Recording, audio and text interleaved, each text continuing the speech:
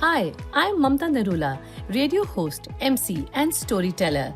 After 25 years connecting with audiences on EBC radio and at major South Asian events, I'm excited to bring you Moments with Mamta. This podcast shares real conversations about the moments that shape us, stories of growth, grit, and inspiration.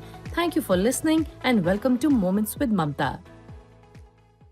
So, all right, as this podcast series is about people and their journeys, and this is the first, I would say, season of Moments with Mamta, and one after the other, I've got an opportunity to talk to some of my friends and people I know quite well. At least I'd like to believe. So today it's a pleasure to have one and only. His. I don't know how I'll describe him briefly, but he's a personality who loves to spread warmth, affection. He loves to make friends, and he's such a vibrant person. Not talking about his professional achievements, that's aside, but as a person, we all just love him, and he's a very good friend. So I thought, he has to be in the first season of Moments with Mamta. So it's an absolute pleasure to have Rajeev Rajpal with me today. Hi, Raj. Welcome to Moments with Mamta. Thank you, Mamta. It was absolutely a pleasure to be on your podcast. And, as you said, your friendship, I always appreciate. I'm honored to be called a friend of yours because you're an amazing person yourself. The warmth that we talk about reflects from your side as well. And that's how things and friendships grow. Thank you very much, Raj. So Raj, if people were to know who is Raj Rajpal, how would you describe yourself? Oh, Lord. That's a difficult question. I try to understand that myself every day. Who am I? What am I doing? But, basically, I'm a very, very simple, down to earth guy who goes along life every single day working hard and, being around good people, good friends, and try to achieve things that, we all dream of. That's lovely. So is it safe to say that Raj is a dreamer?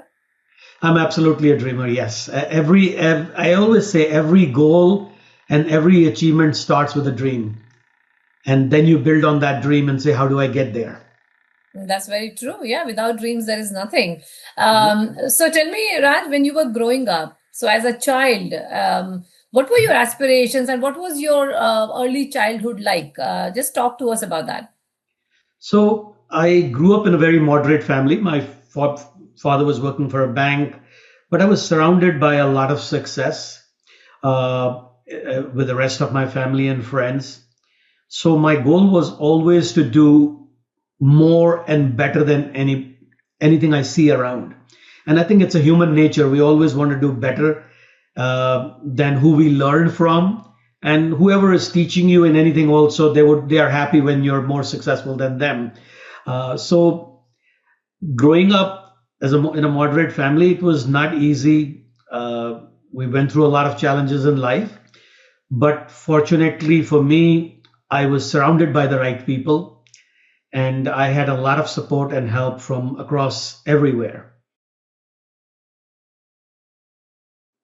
Your voice is lost, Mamta. I can't hear you. Yeah. So when you were growing up, were you also a dreamer by at that time?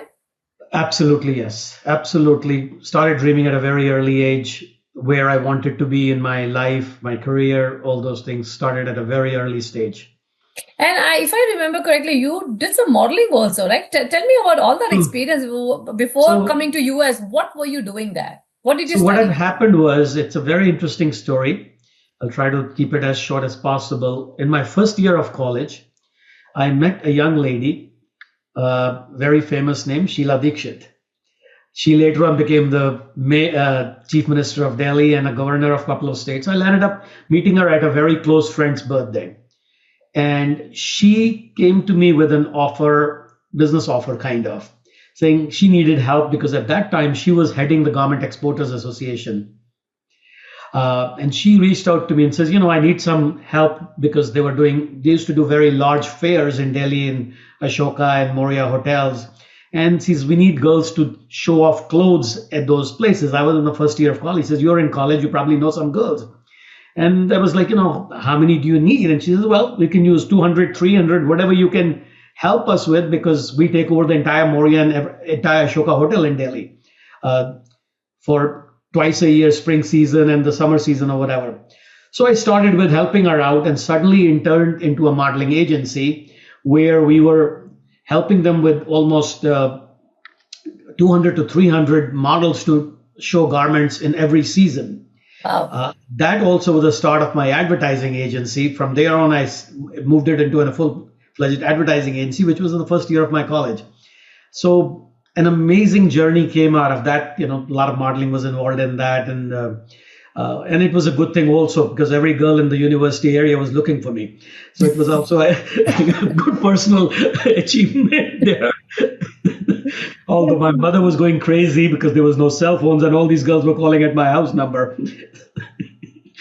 You have always been, I think, that kind of a person who people get attracted to you, right? So this is I don't know I'm that, but thank you. understanding. Yeah. Thank you. So after that stint, did you actually continue with modeling, or that was it? So it basically, after my college, I continued with that advertising agency, and I was dealing with some of the largest actually clients in India, corporations and stuff like that. Initially, it started with all the garment exporters. With Sheila Dikshit's endorsement, almost I had 200 to 300 garment exporters as my client within the first year, which was large enough to manage while going to college, because that was my biggest challenge with my family, that they did not want me to start any business during college. Their focus, as in any Indian parent, is study, study, study. It'll happen later. And I said, this opportunity may not come along later on.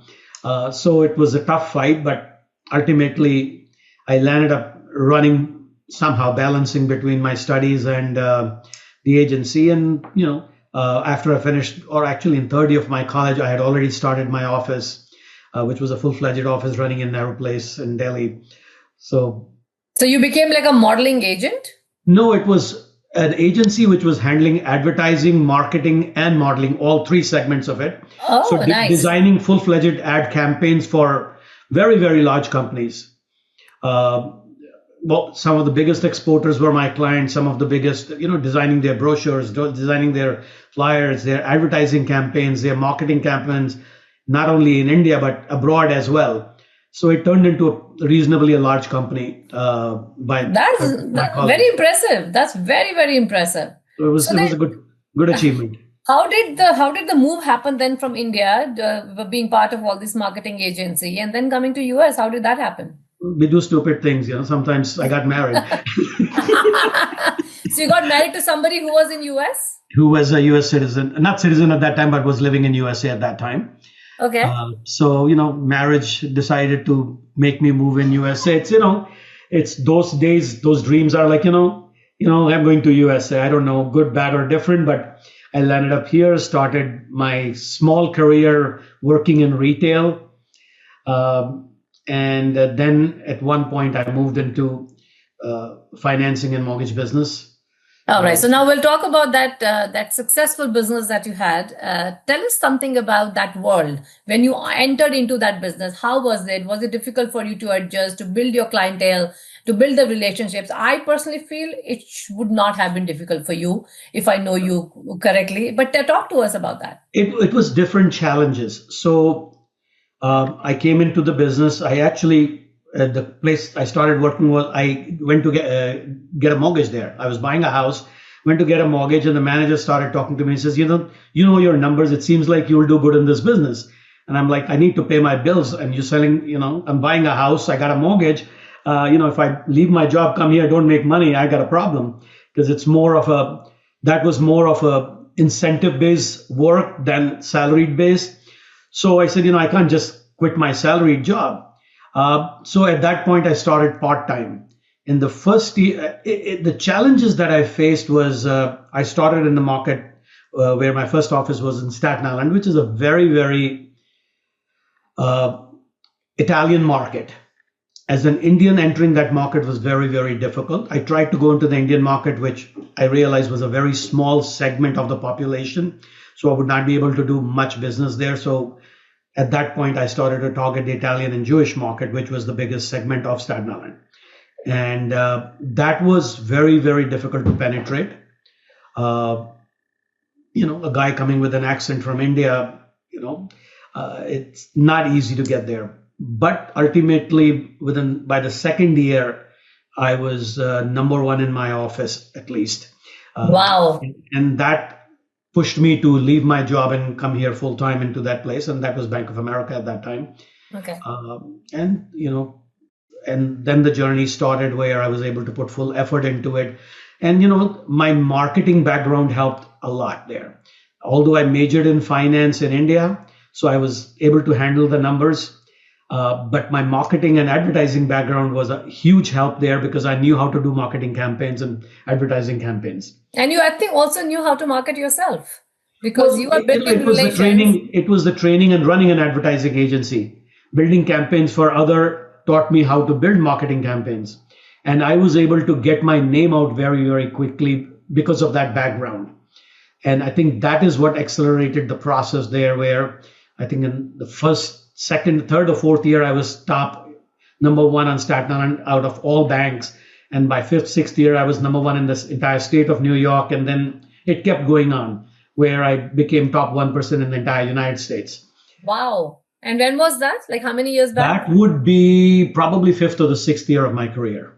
Oh, that's amazing. That was an amazing journey that made, was proud of it, actually. Of course. I'm listening. Hard work went in there, but the returns were amazing and the recognition was amazing at that point. So Raj, tell me, the young kids who want to get into this field, mortgage financing or financial industry, what would be your recommendation to them? Well, it's not about a specific field. It's about any field. Any field you want to get into, you basically need to be able to deliver on your promises. Don't say something you cannot do. And, in sales, unfortunately, everybody says, oh, yeah, we'll do this. We'll get that done. It's easy. I worked on a principle, under promise, over deliver. And that was all my entire team that worked for me. That was the concept and principle they all worked on. That if we can get something done in 5 days, tell them it'll be 10 days. And when you do it in 5 days and call them up, that's when they say, oh, thank you. But if you tell them you'll do it in 5 days and you call them on the 6th day saying you were supposed to call me yesterday. So set up low goals, deliver higher. That's amazing. Yeah. So I think that applies in any business you have done. In any business. Absolutely. Mm-hmm. And I think that had a lot to do with what I was able to achieve. People knew that if he said this, consider it done. And also, I think when it comes to money or finance related things, it's the trust and the reliability that people are looking for, right? It's numbers, it's money. And of course, when it comes to home mortgages, that's amazing. I mean, that I would say the reliability factor. It is the biggest investment of your life besides your marriage. That's absolutely true. The largest investment. When you're doing a largest investment, you need to be able to go to somebody you can trust. Yeah, absolutely. So for you to build that trust, I think that is the first thing, right? So customers must know. All right. So then how many years did you do that? I mean, are you still in that business? No, I moved out about 4 years ago, about 3.5 years ago after COVID. But up till COVID, I did it for about 30 plus years. Wow. You're a veteran in mortgage finance. More than that, almost 35 years I was in the mortgage business. And it's been a very, very good, rewarding career. I did very well with it, thank God. And, it is good when at one point it was interesting that people or the banks stopped comparing me with individuals. They started comparing with banks.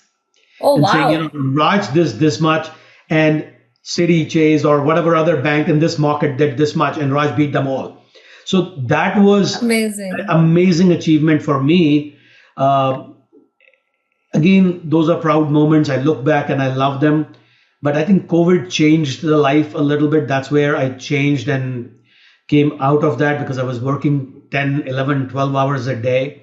And during COVID, I realized, what am I working for? Why am I working? The kids have grown up. They have started to get their own life and career. So kids don't need me to work for them anymore. They're not moving into my business. They're all on their own. that's when I pulled back and said, go into consulting, do a little bit of real estate and financial consulting now, but more of enjoy life and enjoy the benefits of what I've worked hard for all my life. And you worked very hard. So tell me one thing, when you were actually working hard in those 35 years, what was your stress relieving activities? Like, I know you are multi-talented, multifaceted. I don't know. Thank you. You know the kind of variety that you have in your life. But how would you relieve your stress? And what was your passion at that time other than working? The passion and what relieved my stress was always music. And something very, very interesting. And we all have those nice smart watches and we wear them. And it also tracks something, your stress levels, if you've noticed. So I was wondering one day, and I said, and I see the graph going up and down, what brings the stress down and what brings the stress up? So one day I looked at the time my stress was higher and lower. And funny it was, and all those times, for some reason, the music was on. Oh my God. And I said, oh my God. Well, even while I'm driving, my stress level well down because I'm listening to good music. So music has always been your thing that you would go to. It was always my thing, but I recently discovered with these smartwatches that actually it brought my stress actually down. But that's a good data analysis, right? Yeah. And you are a singer too. I try to sing, yes. I need to scare people away. You sing very well, and I've actually heard you. I yet have to be in person in one of your events. But so tell me, when did you start singing? I mean, did you learn singing? I used to sing as a kid, and but nothing. I didn't learn at that time. I wish I did actually. But later on, probably about 20, 25 years ago, I decided I should take some lessons. And at that point, I did take some classical music lessons and learned for about 8-9 years. Well, they say, right, as we grow older, we have more time. And then I don't know if I had time. I pushed myself. I was working 15 hours a day. But I said, I need to take 1 hour for myself. And that was my 1 hour a week. And I used to take that class once a week. And, it was worth it. Lovely. So tell me, so then COVID happened and then the mortgage finance took a back seat. And then how many other things you got involved? I know quite a few, but talk to us about that, because that is a very interesting aspect of your life. So basically, I realized during COVID, at that time, we were also doing a show for the doctors, actually, a music show. Me and some other people, we decided to start a 1 hour radio, like a music Zoom call every Sunday morning. And at one point, we had somewhere between 500 to 1,000 doctors around the world listening to us. Are you serious? Yes, that was done during COVID. We did it for about 2 years. Amazing. So I realized when I bring a smile to somebody's face, it brings me a smile. That is the best satisfaction I can get. And that's when I started getting a little bit more active with some nonprofit organizations. Okay. And, you are part of one of them, the VAPC that I support. And, that's an organization that's attached to UN Habitat and Habitat for Humanity and other things like that. End of the day, we are bringing difference in some people's life. Mm-hmm. As you get more deeper into it, as you get more involved, we make difference in somebody's life. And when we do that, I've realized it's a lot better way to live because you have no stress. It does not bring you stress. All it does is bring you happiness. So Raj, because you're involved in so many things and you have had a very flourishing career, obviously there have been moments where you must have had setbacks or you experience failures. What is your personality like? Like, how do you react in situations like that? Failures to me is a teaching class. When you have a failure, you have to step back and say, what made it fail? Learn from that failure and turn it into a success in the future. That's the way I've always looked at failures. And I welcome failures always because they kick me to move forward and learn from them. So, don't you get dejected or disappointed at least? Yeah, you do. But those are the moments that come and go. Those are the moments, sometimes they will come. You have those bad moments, absolutely. And that would be a bad week or a bad month or a bad day, whatever it is. But after that 1 week and 1 month, that's when you start looking back and said, what did I do wrong? What could I have done differently that this would not have happened to me? So you do bounce back quickly. You don't I like fret usually over bounce. things. I bounce back quickly, but I'll tell you, I'm surrounded by good people as well. And you are a perfect example of that, honestly. When we were talking earlier in the week at lunch, you know, you and the other young lady that was with us at lunch, I had kind of a bad week the week before. And she called me up and said, "Hey, why didn't you ask me to do this for you?" And that's what makes me happy. And like, I have friends around me that are there when I need them. Absolutely. Yeah. And Yeah. those are the things that make you bounce back quickly. So that's something to learn, right? Because a lot of us, Mhm. especially me also, I take some time. When things happen, things don't go my way, or there's some bigger failure, then I take some time, and it becomes very difficult for me to get over that. And then obviously, eventually I do. I need to learn to Well, bounce back. so what happens is some of our challenges are, and men have that challenge more than women sometimes, they don't want to share. They are very enclosed within themselves when they have a bad day. They want to be that manly image. I Uh, don't have that. When I'm able to share, I realize that everything around me is there to support. that's And true. that support is what gets us out. And that's why I always say surround myself with good friends that care. Give them the care and you'll get the care back. Absolutely, it is a reciprocation. So I know you were talking about the non-profit organization. So tell us more about that. How many organizations? What do So, these organizations do? And what is your role? Are you on the board? Are you actually in the executive board? Or what? So talk to us about so that. there's couple of small organizations, but the two big ones that I'm involved with, FIAPSI is one of them, and you're part of that organization yourself. I sit on the board of directors there. I've been involved with it for about 15 years.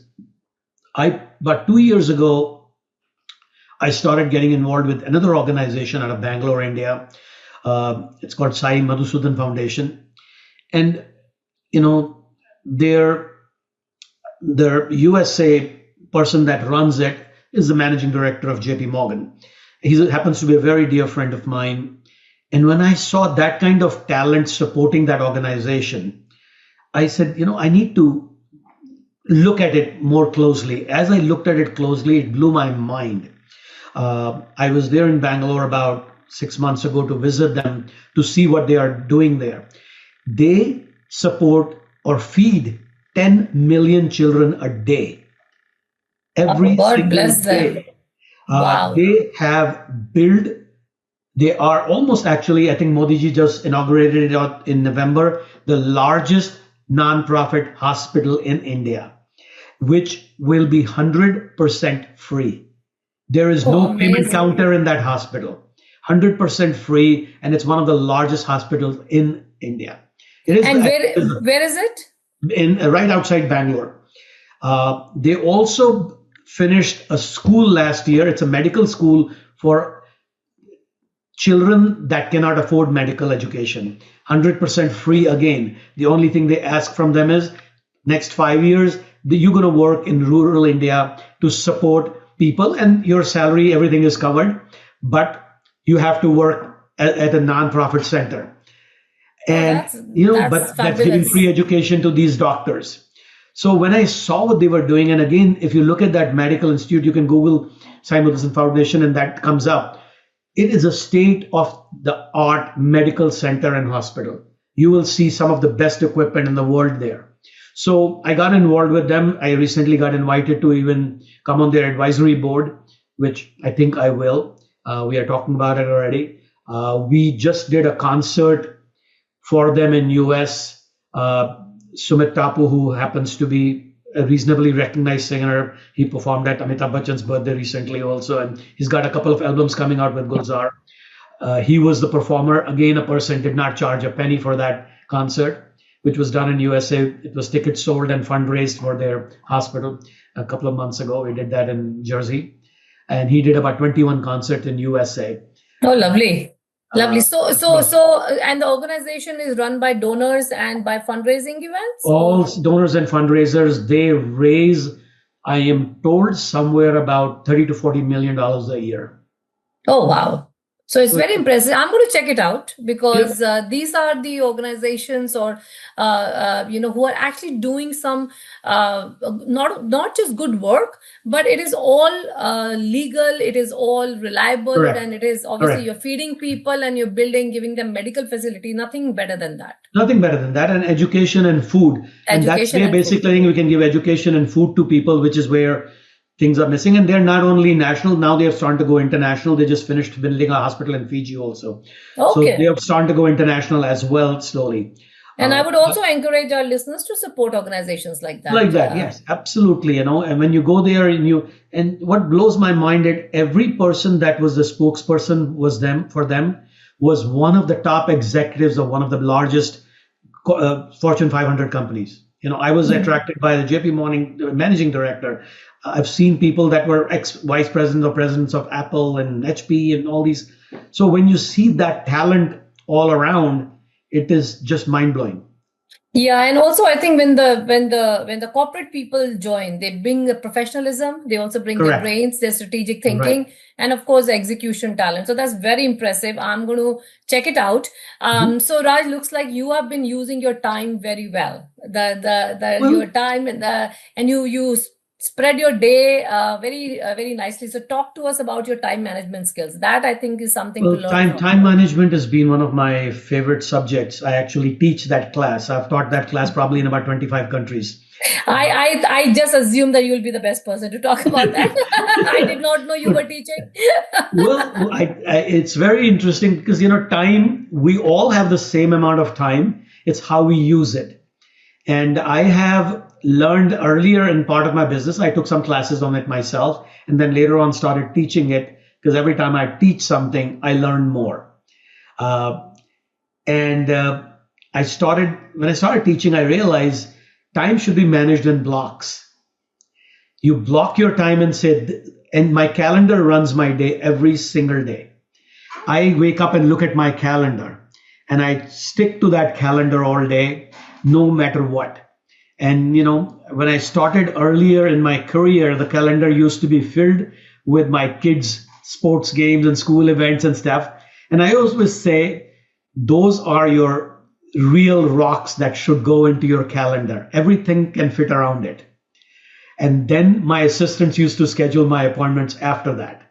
Oh wow! So you knew your priorities. It has to be priority. Your kids, your family is your priority because we always say we're working for our family, but then you're working not there for them. Then what am I working for? That's And so I lovely. used to put my kids on my calendar and then give the calendar to my assistant who would make my other appointments around it. Brilliant. Okay. So And now how do you manage your time? it's the same thing now. I basically look at, again, kids come first always, but my nonprofits come second. And then the work I do is third now because I don't work now. I took early retirement out of my job to make sure that I can do all the other things. I work because I want to work. I work because I have time to work. I don't work because I have to work. And that's what I used to teach also when I do business planning classes. I used to teach that also. I still do. I teach people you should design your life to stop working when you want to work, not when you have to work. Yeah, and I also You feel want, that you obviously the planning is needed, the yeah, hard work to get to that plan is needed, but also I feel that you're very blessed that at this age you can say, you know what, I don't need to work, I don't have to work, but I work correct. because I want to, Want to work. and I'll do the work that I like. It's Correct. you Correct. pick the work that you like, you pick the people Correct. that you want to get associated with. So But nothing more, I yeah, think, perfect than that. it comes with design. You have to design it at early stage of your life. When you're young, you have to think that way. And I tell that to my kids also. I sat down with my kids the other day and I said, tell me how much money do you spend a month? And what do you think that cost will be when you retire 30 years from now? And the kids came up with all the numbers. They came up with these spreadsheets. And I said, all right, now you got to realize how much you have to save every month if you need that much money at that time. And they said, oh my God, Dad, I didn't think about that. I said, now suddenly you're going to be cutting your expensive, no more designer shopping and all that. And but you have to start thinking at an early age and you grow with it. When you do it that way, chances are when you get to the point that you want to stop working, you can. But if you don't do that, then you're still struggling. Oh my God, I got to pay my bills. I need to work. This is a lesson for everyone listening, including myself. Absolutely. And I'm going to Absolutely. tell We my all of us. daughter as well. Yes, yes. So now, Yeah. before I let you go, Raj, I think this has been very, very interesting. Tell me, what has been the criteria for your success? Well, as I always said, under promise, over deliver, and you have to take charge. You are the only one who can control your destiny, nobody else. Nobody else should be able to control it. If somebody else controls it, you're going to lose because you're doing what others want you to do. If you're in control, then you do what you want to do. And surround yourself with right people. There's a very interesting quote of, and I'm going into more on the financial side a little bit now. Tony Robbins used to say, I've taken a bunch of classes with him as well at some point. He used to say, average the income of your 5 best friends. Chances are that's your income. Oh, wow. So That's surround something to yourself think with, about. and that's when I started thinking I need to get rich friends. No, I'm thinking that. So what happens is when you do that, they motivate you to come up instead of pushing you to go. If you're surrounding yourself with losers, they're going to bring you down. They're going to complain all day long. They're going to bring you down. If you surround yourself with successful people, you're going to force yourself to be successful because you want to be in their league. So I'm going to pick 5 friends and then average their income, and then, okay, and your name will be there in those 5 friends. Gee, I don't know. That's going to bring your income down.